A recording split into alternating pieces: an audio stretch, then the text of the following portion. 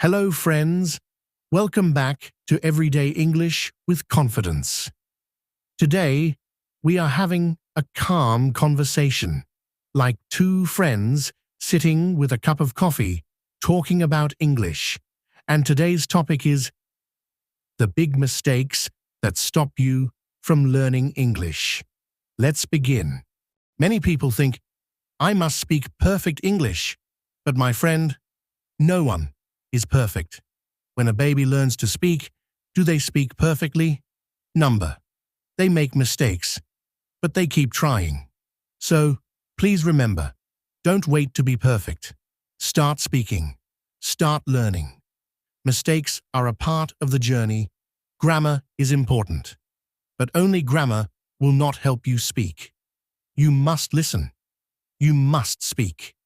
You must practice with real people, or even by yourself.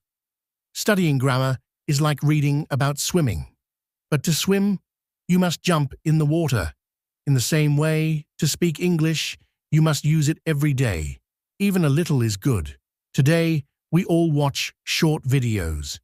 5 phrases in English. 10 English tips. Yes, they are fun.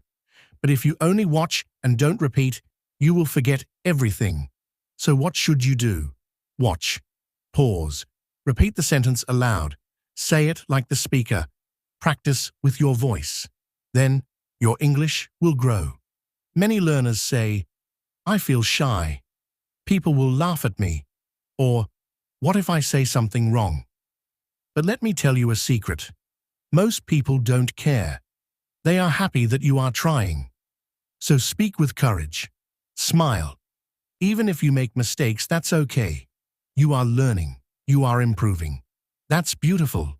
Do you study English once a week, then forget it? That's a mistake. Learning needs daily small steps. Here's a simple routine. Listen to English 10 minutes every day.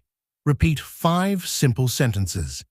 Write 3 lines in English in your notebook. That's enough to make progress. Let's remember the 5 mistakes. Trying to be perfect, only studying grammar, watching without speaking, feeling shy, not having a routine.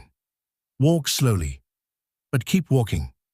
Your English will grow, your confidence will rise, and one day you will say, yes, I can speak English.